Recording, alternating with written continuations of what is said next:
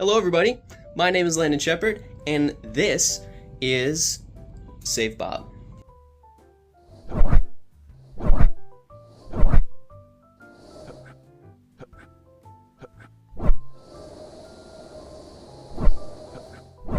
I have your attention. If you thought that was cool, you haven't seen anything yet. This is a recreation of my first ever game, Save Bob, which I made around 5 years ago when I was 11. Yup, 16-year-old made what you just watched. That's either really impressive to you, or why does it look like that? He's 16, it shows. That doesn't matter. You see, this game, it is a passion project. I have been working on this on and off for 5 years, and it is now at a point where I'm proud enough to share it. I have been trying to share this for the last 3 years, but now I am proud of what I've done. I made what you saw in a matter of 2 weeks. That means a nearly feature complete game, 2 levels, enemies, and a bunch of other stuff. It's awesome. Trust me. For now, on to the video. Alright, now that we got the intro out of the way, this is Save Bob, which the game I've been working on for like 5 years. If you want to see the previous versions, maybe I'll cover that sometime, but not right now.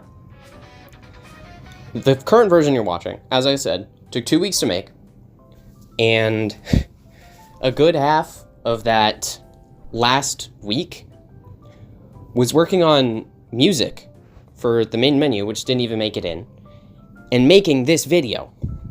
So all the systems, all the coding, all the art, pretty much everything that you see was made in a week. Frankly, to me personally, that isn't too impressive because there are only 2 levels in the game right now, but everything else that needs to be in the game before it's done is here.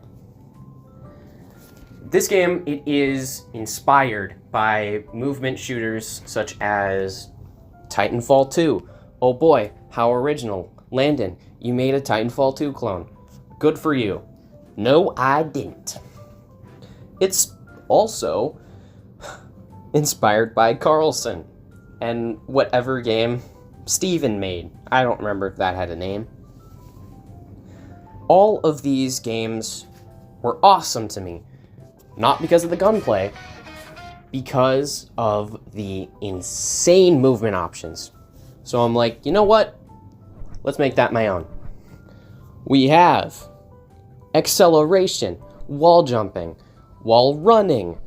We have bunny hopping, coyote jumping. We have Blood Thief inspired sliding. I love you, Blargis. Don't stop making Blood Thief. It is awesome. I added enemies. I had 2. We have the Carl, we had the Robo-Dog. With those comes attacks for both enemies, as well as some insane sword play to slice them up. Boxes. You can huck into the stratosphere and explode the enemies in one hit. I also added lore to accompany those. A bunch of awesome art, 2 levels, Richie the Robo Companion, and it just keeps going.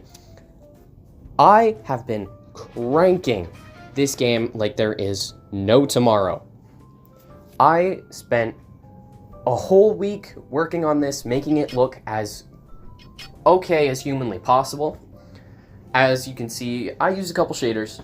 We have a delicious looking outline shader to make everything nice and cartoony, as well as some dope sky shaders. I got those off of GodotShaders.com. Plot twist, making this game in Godot. Bet you couldn't tell that. Other than those shaders and the song in the main menu, all of the art in the game is made by me. Because personally, I believe that stealing people's art is eh. While I love art and feel like it is a medium for everyone to share, I don't use anybody else's art. You can use mine, I don't care. But still, it is great. I loved how pretty much all of the assets in this game turned out. As you can see in the main menu and pause menu of the game, that isn't English. That's right, it's Japanese. This game is being made by a weeb. This game is heavily anime inspired, from using a freaking katana to slice up robots, to just how the outlines, how everything looks, how smooth everything is. And personally, I couldn't be less of a fan of this.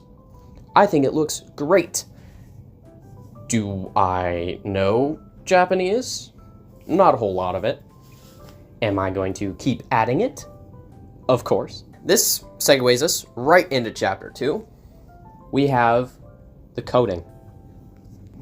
This game has been a masterclass in teaching me how to code on my own.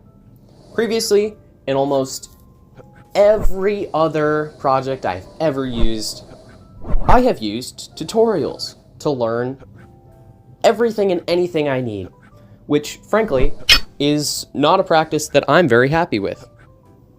So, I decided to take a step back from tutorials, no YouTube, no nothing, and I tried to teach myself what I could on my own, using Google as a last resort. This led to some pretty, dare I say, ingenious techniques.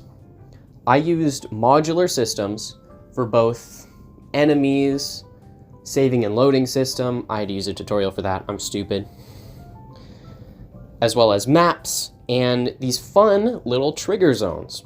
These trigger zones are used for everything from a kill zone, a checkpoint, a end goal, a damage zone, all of it. It is all modular. I have a very, very efficient system which uses Godot's Area 3D in a custom collision shapes node.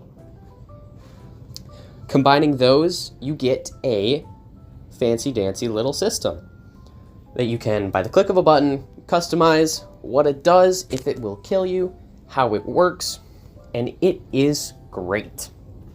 Similar thing happened with the enemies. It's a tad less modular.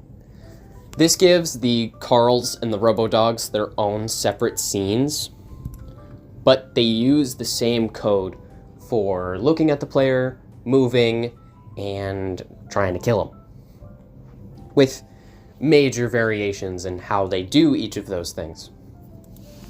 The saving and loading system, it's interesting, to say the least. I use a custom resource that is saved, I believe, within the files of the game. And this resource, every time you complete a level, it checks to see if you have that resource. If you don't, it writes to it, sending the time that you completed that level to the loading. On to some more interesting stuff. The latter half of the 2 weeks, as I said, were spent making the main menu music and this video, which took way too long. Before I talk about this video, I'd like to talk about the music a little bit. Just take a listen to this. I know, super jarring, right? That is because I didn't make it. At the start of the second week, I sat down at my DAW, which stands for Digital Audio Workstation.